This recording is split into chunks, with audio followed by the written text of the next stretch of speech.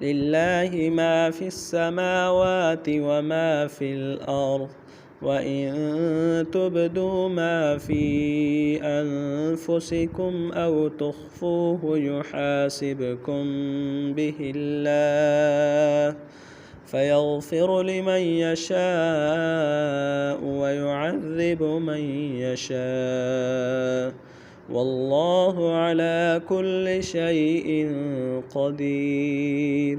آمن الرسول بما أنزل إليه من ربه والمؤمنون كل آمن بالله وملائكته وكتبه ورسله لا نفرق بين أحد من رسله وقالوا سمعنا وأطعنا غفرانك ربنا وإليك المصير.